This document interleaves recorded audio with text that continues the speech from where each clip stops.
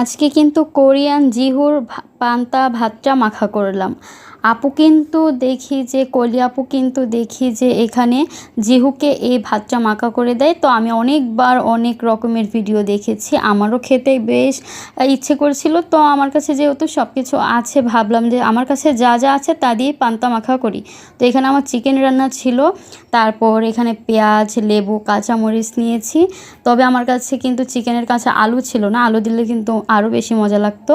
তো এখানে আমি পেঁয়াজ, তারপর লেবুর রসটা ভালো করে চিপে নিব। আর লেবুর যে খোসাটা, এটা কিন্তু আমি ভাতের সাথে খাবো। এমনিতে আমার লেবুর খোসা বেশ ভালো লাগে। তো এখানে দেখতে পাচ্ছেন চিকেনগুলো ছাড়িয়ে, আর পাশে আমি একটা চিকেন আস্ত রেখেছি। এখানে আমি একটা বড় সাইজের মরিচ নিয়েছি, মরিচটা কিন্তু ভালো করে চটকে একদম ভাতের সাথে মিলিয়ে নিব। আর এটা খেতে যে এত মজা, যদি না বানিয়ে খেতাম তাহলে কিন্তু বড় একটা জিনিস মিস হয়ে যেত। আসলে আমি যার কাছ থেকে এই ভিডিওটা দেখেছি, আমি সবসময় তার ভিডিও দেখি। ওর কিন্তু ওই কোরিয়াতে থাকে ওই জিহু, ওকে কিন্তু মাঝে মধ্যে আপু মনে হয় এই ভাতটা মাখা করে দেয়। তো আমি অনেক সময় দেখেছি, আমার কাছে ভালো লেগেছে।